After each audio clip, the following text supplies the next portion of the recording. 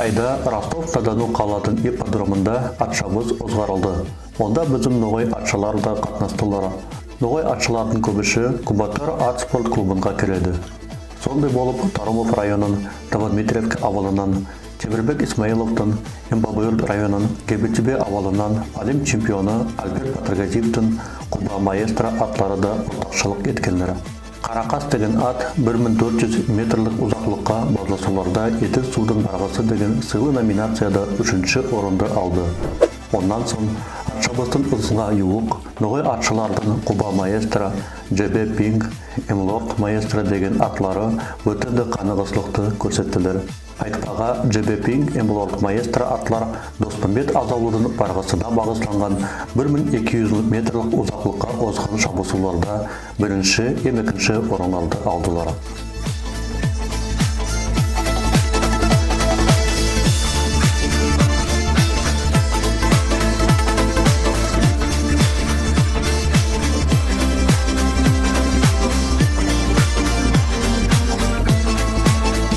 Принял участие на скачках, где ногайские скакуны показали хороший результат.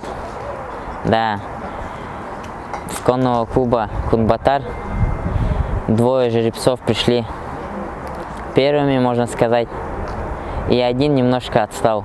Но это ничего, все поправимо. Будут тренироваться, чтобы побеждать.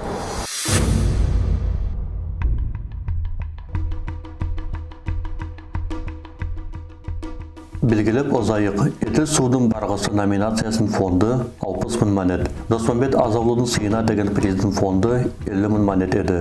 Орта өмірлерді яшаған ноғай еравы, емаскершісі Доспамбет Азаулудың сыйына барғы фондының спонсоры Кубатар ат спорт клубы болған.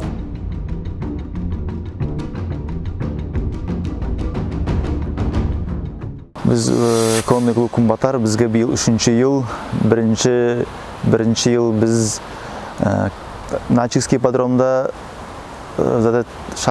атларды салдық, екінші ел Казанский ипподромда, бүгін даже, можно сказать, историю попали.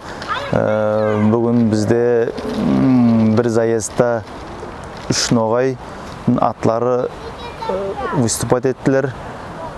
Первый, второй, третий ноғайдың атлары алды. Ода бек күйөз бізге.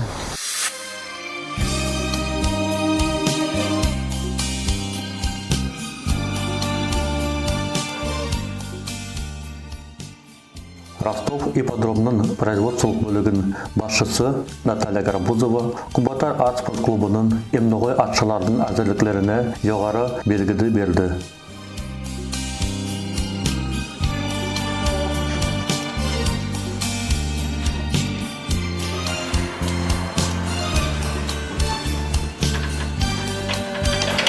Победители традиционных призов, именных призов, большая заслуга владельцев в том плане, что лошадям предоставляются все необходимые подкормки, витаминные добавки, что немаловажно именно в скаковой сезон для достижения наибольших, наивысших результатов.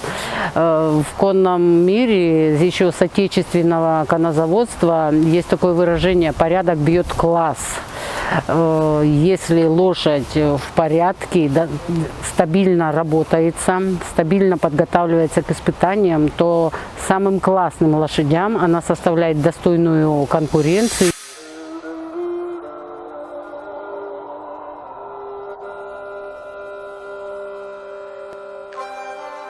Ноғайлар өмір бойы атларға үлкен мәні береді. Емсі беріп келеділер. Атсыз ноғай қанатсыз дейді халқымызда. Сөйткенде әлі орта өмірлерден алып, ат көшпелі ноғай яшауының айырылғысыз кесігі болады. Бұрын Россия империясында ноғай тұқымлы атларға үлкен мәні бергендер. Оларды мұнлап алатағы болғандар.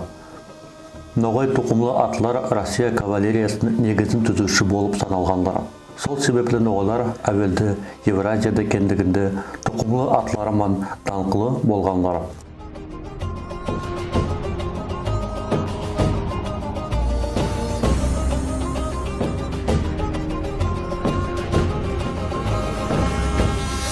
Были времена, когда она держала в страхе всех соседей.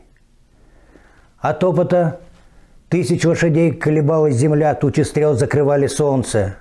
В разное время от ногайских правителей зависели окрестные ханы. Русское государство очень внимательно относилось к отношениям с этой восточной соседкой своей.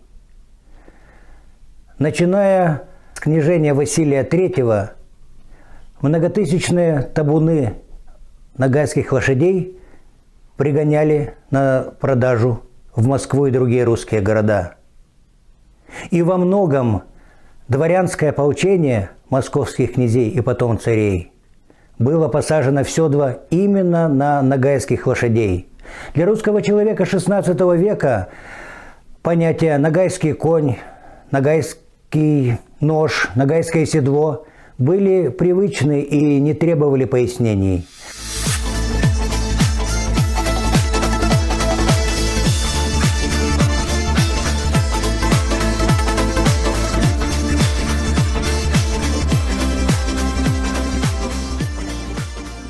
Сөйлегі заманда да халқымызда елқы асырауды өрлендірмеге шалысадылар.